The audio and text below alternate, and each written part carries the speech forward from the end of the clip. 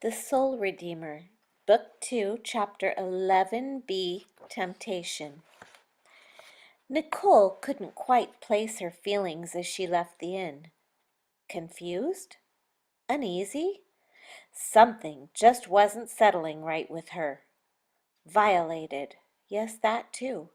Not in a sexual way, but more in a mental way, like they had gotten into her head somehow. And there was something about Mrs. Hicks and Peter that bothered her. Something she couldn't quite put her finger on, like an elusive thought. She wished that she hadn't accepted the clothes, but she truly had been in a hurry to get home. She picked up the phone and called Jake while she rubbed her tired, irritated eyes. The machine answered. He must be outside. She left a message saying that she was on her way home, and then her thoughts returned to the crazy experience she had just been through. People don't just walk up to you on the street and ask you to become a fashion model, and it isn't every day that you see another person who looks exactly like you. When Nicole got home, she found a note from Jake. She had forgotten he was going to be gone that evening. She suddenly realized how tired she was, and she dialed Jake's cell. "Hey, I was beginning to worry about you," he said. "Hi, hun. I just got detained at the inn. I'll tell you about it later. I'm so sorry I wasn't here to get your dinner. I forgot you had a meeting tonight." "Don't worry, I grabbed a sandwich. I'll be home around 10. Gotta go." "Okay, love you." Nicole ate a bowl of cereal and went to bed. She didn't hear Jake come home and climb in bed beside her. It was the irritating mosquito bite on the back of her neck that woke her up, and she was glad it had. What a nightmare she had been having! In the dream, Nicole was lying on a table, and a woman had placed a cap of sorts onto her head and fastened some contact lenses onto the pupils of her eyes that had wires connecting them to a machine next to her. Pictures began flashing through the lenses at an incredible speed, and she realized that they were familiar pictures of her life, people she knew, places she had been, and things she had done. She heard a man's voice asking how it was going, and then the woman's answer. "Most of the markers are gone, but I believe that the upload is successful enough to provide adequate info for a download." She was experiencing that feeling of mind violation again, like she had felt yesterday after leaving the inn. She sat up in bed and did not understand what the dream meant. However, there was clarity of mind that had not been there since she first met Peter that morning, and there was obviously something very wrong with this whole situation. She got up, went into the living room, and began to pace. "Lord Jesus, please forgive me for falling into such a trap of the enemy.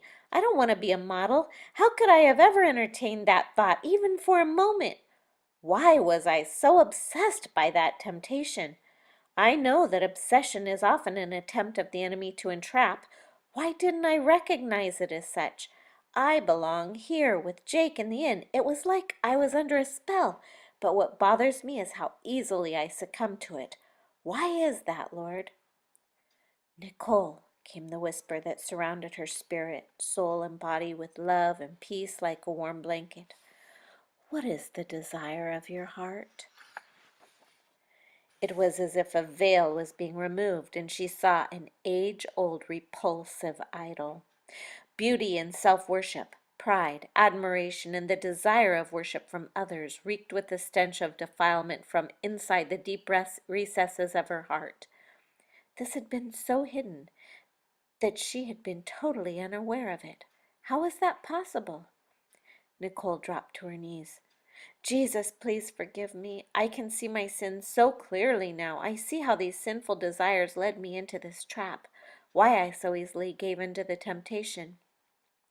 This makes me so sad because the biggest desire of my heart is for people to see you when they look at me. I want to love you with every part of myself. I know that I am nothing without you. But Lord, I did think I had already confessed this sin and renounced body image as a false god when I dealt with IS. Why is this still an issue with me? I didn't realize it still had such a stronghold in my life." The voice quietly asked, "Did you tear down the high places, Nicole?" "What does that mean, Lord? I know that in the Old Testament people worshipped false gods on the high places, such as on mountains and hills, and that many of the Israelite kings who chose to follow you destroyed the false gods, but did not destroy the high places, the home of the idols. This allowed evil spirits to return and to lead the people right back into idol worship. But how can I apply this to my life? How do I tear down the high places of self-worship from my life? Nicole began to experience what she could only identify as a vision, for she knew that she was wide awake. She saw herself standing on the back deck of her house. She was amazed to see a beautiful pond in the yard. She was admiring the clarity of the water and noticed that she could clearly see the bottom of the pond. Suddenly she saw what appeared to be the dead bones of a large, evil-looking creature. While she watched, a very large hand came out from under the house and grabbed hold of the bones. It began pulling them toward the house, and as they moved along, the bones began to grow flesh. Just before the creature disappeared under the house, she saw it begin to move. "Jesus, that's really creepy," she told the Lord. "Yes, it is," Jesus answered. "I want you to understand how things that may look dead in the spiritual realm can be revived and become active again. And this is why the high places must be destroyed."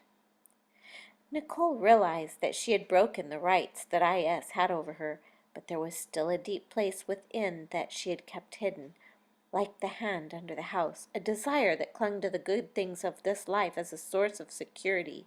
Comfort, beauty, a life of enjoyment and ease all pointed to the idol of self-worship. This was the high place for the idol of self. She confessed this to God and surrendered this dark hiding place of false security, self-love, and love of the world to Him. She also needed to confess this sin to Jake and to Casey. She realized that the high place was like an open door, inviting the demons to come back and take their place, like the dead bones of the monster coming back to life. Confession was like turning on God's light, and that would destroy the darkness and the high place. That thought of harboring darkness and the resurrection of demonic dead bones repulsed her so much that she woke Jake up. "Jake, honey, wake up," Nicole said, shaking him. He slowly rolled over and asked, "Is the house on fire?" "I didn't hear the alarm." "No, silly, I have to tell you something." "Okay." "There's been an idol in my heart. I didn't realize how much of a hold it had on me until today when I was offered a job as a model. I later realized that the idol in my heart is self-worship and the desire for beauty and comfort. Are you awake?" "Uh-huh." "Well, I had to tell you because I had to tear down the high place in my heart where the idol was hiding. God's light destroys the darkness, you know." Silence. "Are you listening to me?" "Uh-huh." "Okay, well, I'm going to test you in the morning about what I just said. I have to make sure the light is on." "You want the light on?" Nicole smiled. "Not right now, honey. You can go back to sleep. Thanks for listening." "Uh-huh." Well, she had done her best, short of pushing him out of the bed. It would have to do for now, and in the morning she would call Casey to make sure there would be accountability. In fact, she realized that she should have told Casey the moment she first met Mr. Chevelle. Now condemnation began to reach out and grab hold of her. She got up and went back to the living room to pace some more, thinking about how stupid she had been. She cringed when she thought how close she had come to walking away from the Lord and Jake and everything. "Okay, Lord, I've been here before and I recognize and renounce condemnation. However, I will accept your conviction. Help me to know what went wrong here today. I can understand that I was tempted and that my sin was when I chose to entertain those thoughts and temptations. I never even asked you what you wanted for me. Please forgive me, Jesus," Nicole cried out. She knew she was forgiven, but there was more here that she needed to understand. Why hadn't she told Casey? In rethinking the whole day, she began to realize that it really did seem as if she had been under a spell. The brain fog. Lord, why was I in such a fog? "Did you call out for me, Nicole?" she heard the Lord ask. "No, I didn't."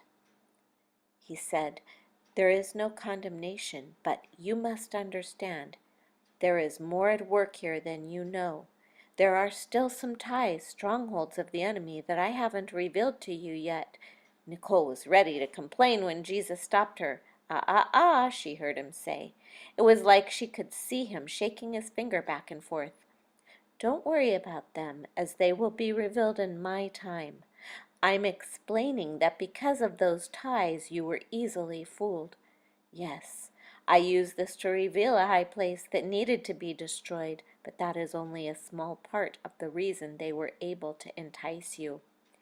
In and of itself, the high place would not have been enough to cause you to fail. But in spite of these strong ties that began to pull you in, if you had called out to me the moment you first noticed the temptation, I would have helped you. As it is, don't worry, my warrior woman. Remember that I am in the business of taking what was meant for destruction and using it for my purpose, which is always for hope, healing, and freedom. Beauty for ashes, life." He paused. "Now, think about the warning I gave you."